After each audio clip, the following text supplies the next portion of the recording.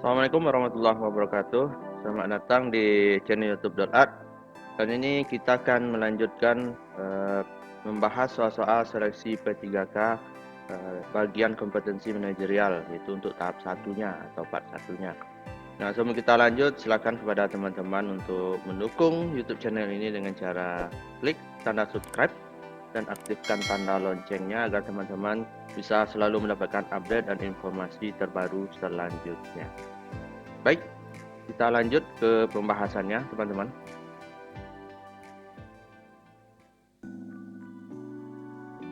Salah satu tugas yang harus dilakukan oleh manajemen tingkat menengah yaitu A. Mengarahkan serta mengendalikan para karyawan. B. Mengembangkan akhlak serta moral para karyawan. C. Menyusun serta menetapkan berbagai rencana perusahaan.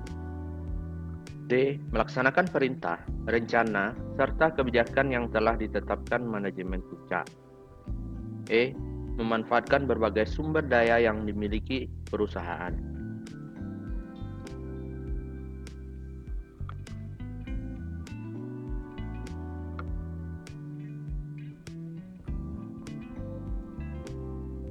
Nah, jawabannya di sini adalah melaksanakan perintah serta kebijakan yang telah ditetapkan manajemen puncak. Nah, pembahasannya teman-teman, tugas manajemen menengah itu ada 7. 1.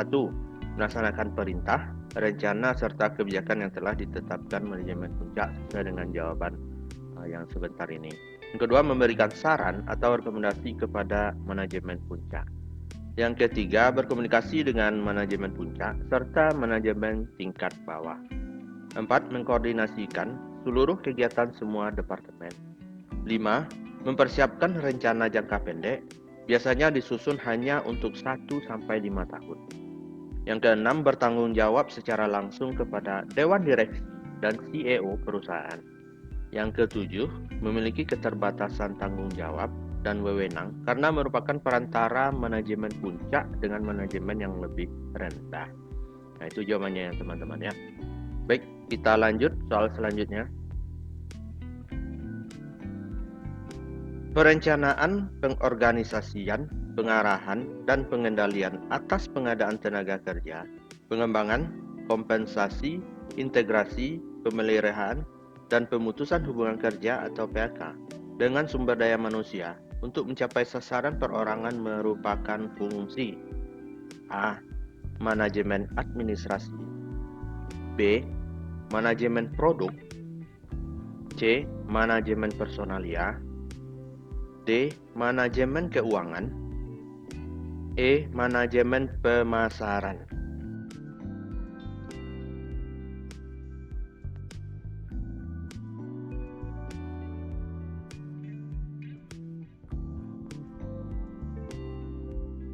Nah, jawabannya di sini adalah C. Manajemen personalia. Nah, kita bahas satu persatu teman-teman. Manajemen administrasi. Nah, yang A kita bahas. Manajemen administrasi secara umum adalah suatu bentuk usaha dan aktivitas yang erat kaitannya dengan pengaturan suatu kebijakan di dalam perusahaan agar tujuan perusahaan bisa terwujud secara baik. Nah, itu manajemen administrasi. Kemudian, manajemen produk adalah strategi yang penting dalam sebuah organisasi dan penggunaannya pun menjadi semakin populer. Selanjutnya, manajemen personalia adalah kegiatan dengan menjalankan fungsi perencanaan, pengorganisasian, pengarahan, dan pengawasan, pengadaan tenaga kerja, pengembangan, kompensasi, integrasi, pemeliharaan, dan pemutusan hubungan kerja. Ini jawaban yang C tadi ya, manajemen personalia. Selanjutnya, manajemen keuangan adalah kegiatan perencanaan, pengelolaan, penyimpanan, serta pengendalian dana dan aset yang dimiliki suatu perusahaan. Pengelolaan keuangan harus direncanakan dengan matang agar tidak timbul masalah di kemudian hari. Kemudian yang terakhir adalah manajemen pemasaran. Manajemen pemasaran adalah merupakan alat analisis, perencanaan, penerapan, dan pengendalian program yang dirancang untuk menciptakan, membangun, dan mempertahankan pertukaran yang menguntungkan dengan target pasaran target pasar sasaran dengan maksud untuk mencapai tujuan utama perusahaan, yaitu memperoleh laba. Nah, itulah teman-teman penjelasan masing-masing dari option kita kali ini. Baik, kita lanjut ke soal yang selanjutnya. Pemimpin yang mengambil keputusan tanpa melibatkan bawahan disebut A. Adil, B. Otoriter, C. Demokrasi, D. Karismatik, E. Administratif.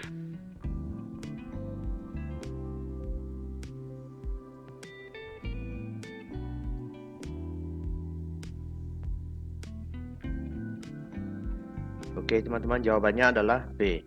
Jadi pemimpin yang mengambil keputusan tanpa melibatkan bawahan disebut otoriter. Mari kita simak pembahasannya teman-teman. Pemimpin yang adil adalah pemimpin yang menempatkan suatu pada tempat yang semestinya, mampu memberikan dan melindungi hak seseorang yang memang menjadi hak. Itu pemimpin yang adil. Kemudian yang kedua, pemimpin otoriter. Pemimpin yang mengambil keputusan tanpa melibatkan bawahan, cenderung menekan dan memaksakan kehendak hanya demi mencapai tujuan, sehingga seolah tidak peduli karyawan sedang sibuk menyelesaikan tugas lainnya. Nah, itu jawabannya ya teman-teman ya, pemimpin otoriter. Selanjutnya pemimpin demokratis. Pemimpin yang sangat disukai banyak orang karena pendapat pegawai dihargai, bisa memberikan arahan kerja yang proporsional kepada karyawan. Selanjutnya, pemimpin karismatik adalah pemimpin yang memiliki karisma tersendiri. Pemimpin yang mudah dikenal, hebat, dan bisa memberikan arah pandang yang akhirnya diikuti oleh para pengikutnya. Nah, kemudian yang terakhir adalah pemimpin administratif, yaitu pemimpin yang mampu menyelenggarakan tugas-tugas administrasi secara efektif. Nah, itu jawabannya ya teman-teman ya. Jadi jawabannya adalah B, otoriter. Baik, kita lanjut. Keterampilan yang harus dimiliki oleh seorang manajer adalah A. Perencanaan, organisasi, dan evaluasi. B. Formal, informal, dan teknis. C. Konseptual, kemanusiaan, dan teknis. D. Konseptual, formal, dan teknis. Dan E. Formal, teknis, dan manajerial.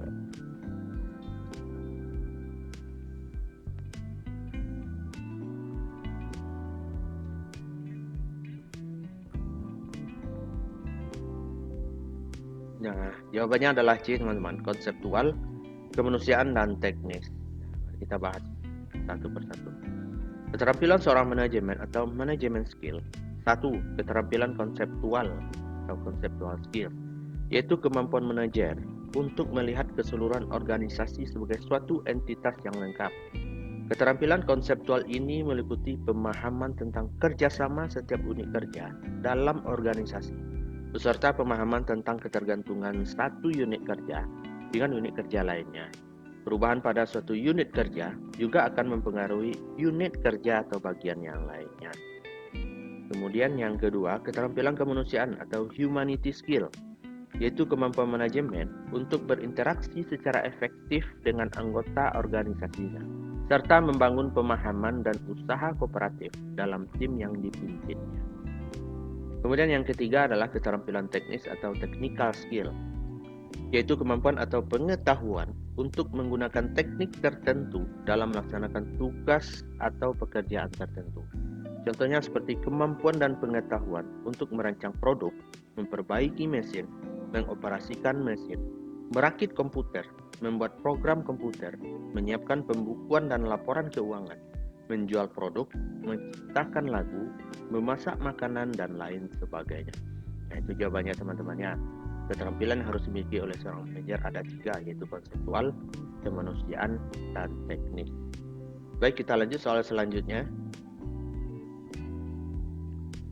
Apa yang dimaksud dengan manajemen? A. Ilmu perencanaan, pengaturan dan pelaksanaan hubungan antar manusia dengan organisasi. B. Ilmu dan seni tentang upaya untuk memanfaatkan semua sumber daya yang dimiliki untuk mencapai tujuan secara efektif dan efisien. C. ilmu dan seni tentang penggunaan sumber daya yang terbatas untuk pemenuhan kebutuhan manusia yang tak terbatas. D. Ilmu untuk mendapatkan hasil kerja yang maksimal dalam rangka pemenuhan kebutuhan organisasi untuk mencapai tujuan misi dan visi perusahaan. E. Ilmu dan seni dalam memimpin orang atau SDM.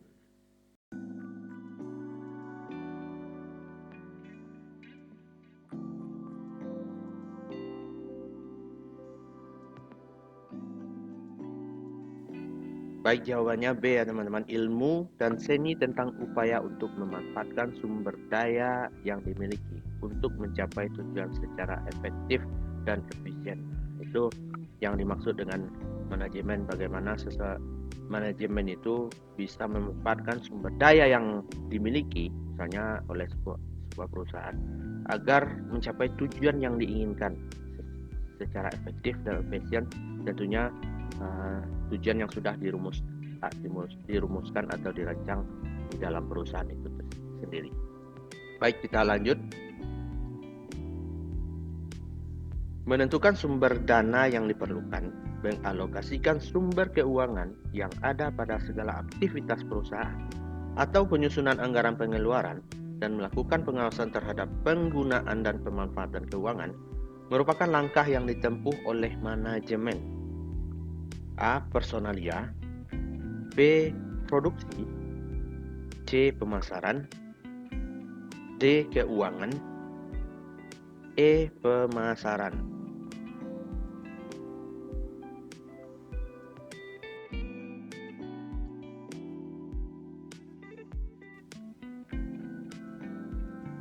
Nah, jawabannya adalah D, teman-teman, keuangan.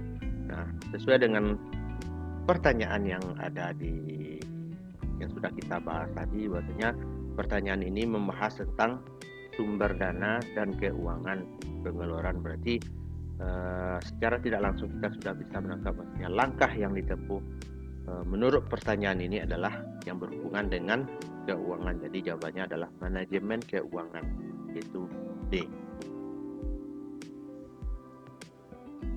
Saya mampu menuntaskan tugas sebelum batas waktu yang ditetapkan. Saya memiliki waktu senggang pada jam kerja. Biasanya waktu tersebut digunakan untuk, ini pertanyaan kepada diri pribadi kita masing-masing. Waktu itu kita gunakan untuk apa? Kita lihat. A. Membaca buku-buku yang dapat mendukung pekerjaan saya. B. Menawarkan bantuan kepada rekan kerja.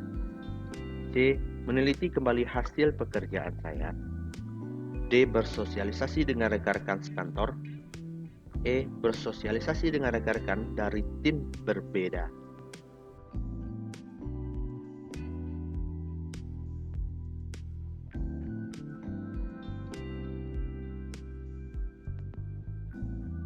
Nah, jawabannya adalah A, teman-teman. Membaca buku-buku yang dapat mendukung pekerjaan saya. Sebenarnya kalau waktu yang senggang yang ada pada diri kita, alangkah lebih bagusnya kita gunakan untuk membaca buku-buku tentang pekerjaan kita agar apa-apa yang dilakukan seputaran pekerjaan kita itu bisa kita lakukan dengan sebaik-baik mungkin. Ya teman-teman. Baik, kita lanjut soal selanjutnya. Anda mendapat klien yang sangat kritis terhadap hasil kerja Anda. Bagaimana menghadapi klien tersebut? Nah, ini ada klien kita atau klien Bapak Ibu atau teman-teman yang kritis. Nah, bagaimana menghadapi klien yang seperti ini? Kita lihat. A. Bersedia memenuhi semua permintaan sehingga dapat memuaskan klien. B. Melaporkan sikap klien tersebut kepada atasan. C. Meminta atasan untuk menambah pegawai yang dapat membantu klien tersebut. D. Bernegosiasi dengan klien bahwa tidak semua permintaannya dapat dipenuhi. E. Meminta atasan untuk menambah pegawai khusus.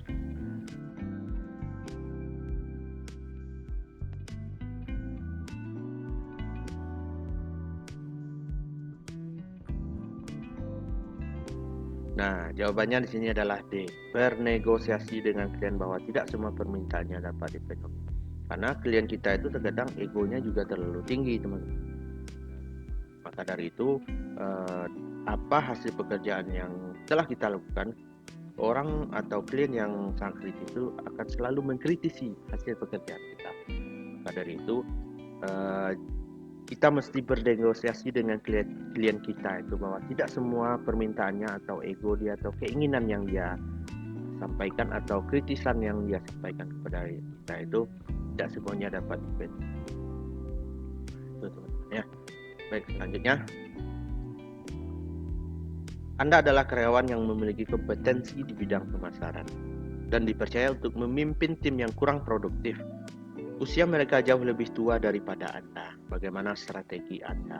Ini strategi kita yang diminta dalam soal ini, karena perbedaan usia yang jauh dan kita memiliki kompetensi di bidang pemasaran. A. Mendiskusikan apa hambatannya selama ini dan mencari solusi bersama, serta mengevaluasi secara rutin. B. Memaksa anggota tim untuk mengikuti kehendak Anda. C. Mengevaluasi kinerja tim dan mendorongnya untuk berubah. D. Mengambil alih tanggung jawab tim sebagai tanggung jawab. E. Menggunakan cara baru sesuai kemampuan Anda.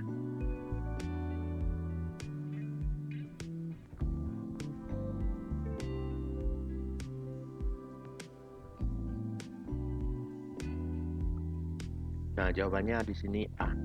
Mendiskusikan apa hambatannya selama ini dan mencari solusi bersama serta mengevaluasi secara rutin.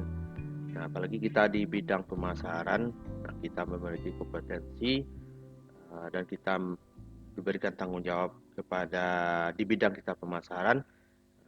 Kita mesti mendiskusikan juga apa hambatan-hambatan yang selama ini yang belum pernah kita tempati di bidang pemasaran sebelumnya. Kita cari, kita diskusikan apa hambatannya, kemudian dievaluasi apa-apa yang sudah berlalu dari orang yang sebelum kita maupun dari kita yang baru yang sudah menjalankan di bidang pemasaran tersebut. Nah, kita mesti mengevaluasi dan mendiskusikannya agar terpecahkan apa saja selama ini hambatan yang dialami bisa dikurangi dan bahkan dihilangkan. Apa permasalahan yang didapati, nah dicarikan solusinya bersama. Kemudian dievaluasi apa yang telah dilakukan baik sebelum kita ditempatkan di bidang pemasaran maupun setelah kita ditempatkan pemasaran agar semuanya berjalan dengan baik. Itu teman-teman. Baik, kita lanjut. Vendor atau pihak ketiga melaporkan bahwa proyek yang sedang dikerjakan tidak mencapai target tepat waktu. Tindakan yang saya lakukan adalah A. Meminta vendor untuk melaporkan kepada atasan. B. Meminta vendor untuk menyelesaikan pekerjaan tepat waktu. C. Meminta bukti yang lengkap untuk didiskusikan dan mencarikan solusi. D. Meminta bukti yang lengkap untuk dilaporkan kepada atasan. E. Meminta alasan kepada vendor mengapa pekerjaan tidak selesai tepat waktu.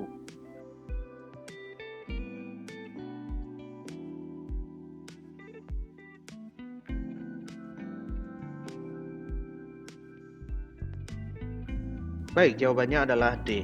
Meminta bukti yang lengkap untuk dilaporkan kepada atasan. Nah, kita sebagai yang ditunjuk untuk dipercaya tentang proyek tersebut, ternyata ada pihak ketiga yang melaksanakannya tidak mencapai target tepat waktu. Nah, tindakan yang kita lakukan yaitu kita minta bukti secara lengkap kepada vendor itu apa saja pekerjaan yang sudah mencapai target dan apa saja yang belum mencapai target. Itu setelah masa tenggat waktu pekerjaan itu belum terselesaikan, kita minta bukti, kemudian kita laporkan kepada atasan kita. Nah, biar itu yang akan menjadi urusan atasan kita lagi. Maka bagaimana kelanjutannya dengan proyek tersebut, itu adalah gawenya atau keputusan dari atasan kita. Kita cukup meminta bukti yang lengkap apa saja yang sudah dilakukan, progresnya berapa, kemudian baru kita laporkan kepada atasan kita. Baik, itu teman-teman. Selanjutnya, saya tergolong orang yang kreatif karena saya, nah ini ditujukan kepada diri kita pribadi masing-masing. Kita adalah orang kreatif karena saya, ini alasannya apa? A. Mampu menyelesaikan berbagai tugas sulit dalam waktu yang singkat. B. Memiliki cara pandang yang unik dan kontroversial. C. Mempunyai ide-ide baru yang belum pernah dilakukan sebelumnya. D. Senang menghasilkan karya-karya intelektual yang bermanfaat. E. Mempunyai ide-ide baru yang belum pernah dilakukan sebelumnya.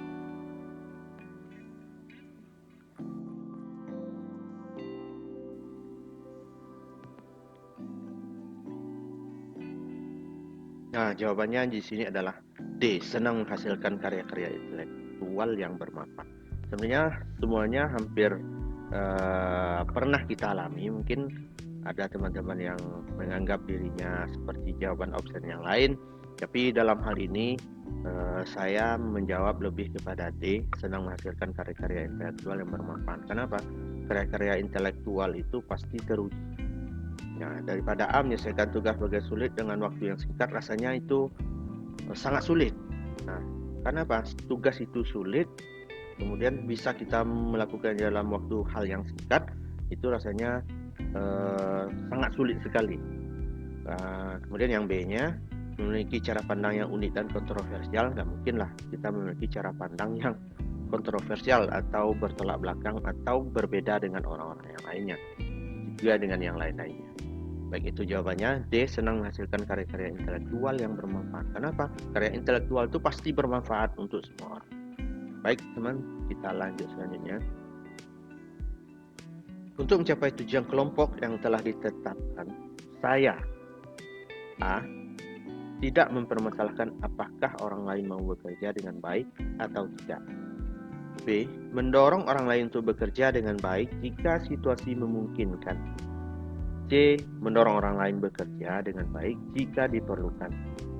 E. D. Menstimulasi orang lain untuk mau bekerja dengan baik. E. Mengajak orang lain bersama-sama untuk bekerja dengan baik.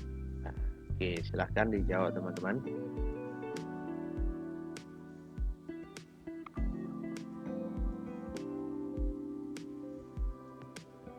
Oke, jawabannya adalah D.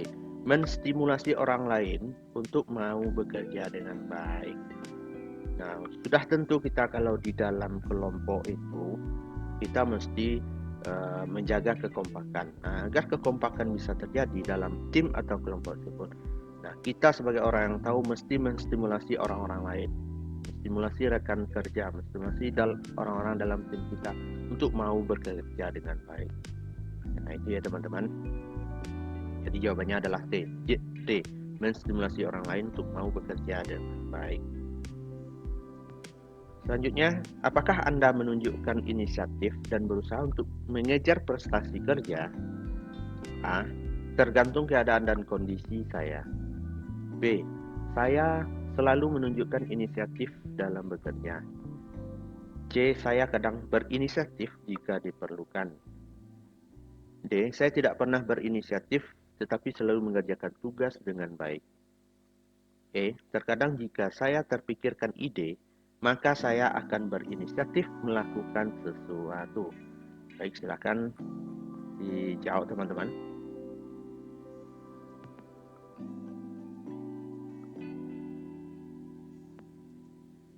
Nah, jawabannya adalah B. Saya selalu menunjukkan inisiatif dalam bekerja. Nah, semestinya kalau kita dalam bekerja itu kita mesti punya inisiatif sendiri. Nah, tidak mesti kita menunggu aba-aba. Mana hal yang bisa kita lakukan, kita mesti berinisiatif sendiri. Apa yang bisa kita lakukan, lakukan. Jangan kita menunggu perintah dari atasan. Apa yang bisa kita lakukan, silahkan lakukan. Sesuai atau selagi apa yang kita lakukan itu tidak melanggar aturan-aturan yang ada di perusahaan atau di tempat kita bekerja. Silahkan berinisiatif. Karena dengan adanya inisiatif, secara tidak langsung itu akan menjadi nilai plus oleh atasan kita sendiri. Karena kita selalu berinisiatif dengan baik sebelum pekerjaan atau tanggung jawab yang diberikan kepada kita itu. Itu teman-temannya. Baik, kita lanjut. Apa yang Anda lakukan dalam sebuah diskusi dengan sekelompok kecil teman-teman Anda sekantor? A. Saya selalu aktif berpendapat dan mengarahkan teman-teman untuk aktif juga. B. Jika perlu bicara, maka saya ungkapkan. Jika tidak, maka saya cukup mendengar. C. Saya menjadi pengamat sejenak, kemudian aktif berpendapat. D. Saya lebih banyak diam dan berbicara sekedarnya. E. Saya aktif berpendapat dan mengarahkan teman-teman untuk mengikuti pendapat saya. Oke, silahkan dijawab teman-teman.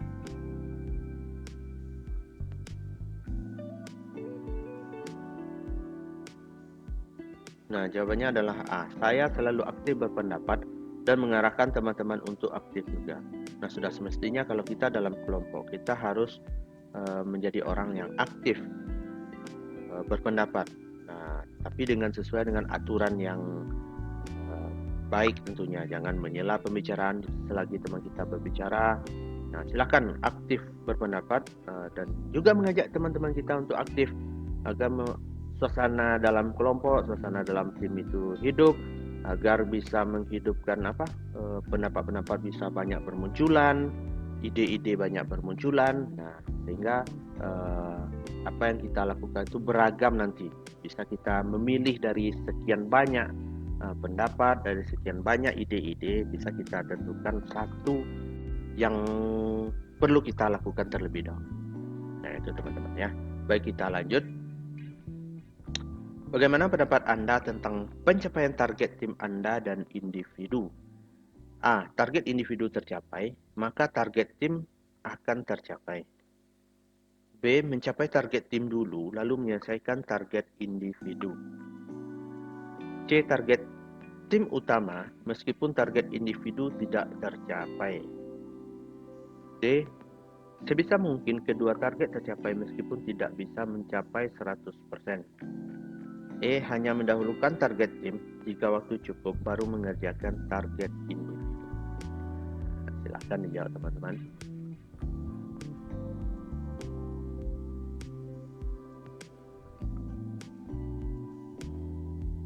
Nah, jawabannya adalah B.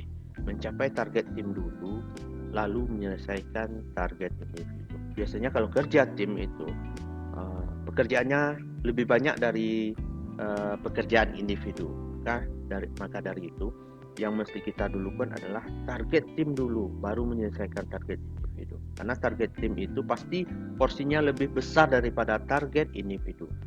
Dan pemanfaatan dari target tim itu pasti lebih penting terlebih dulu daripada target tim individu. Maka dari itu jawabannya adalah B. Capai target tim terlebih dahulu, baru kita setelah itu menyelesaikan target individu kita. Oke teman-teman, itu yang bisa dapat saya sampaikan pada kali ini. Mudah-mudahan bermanfaat bagi diri saya pribadi dan kepada teman-teman semuanya.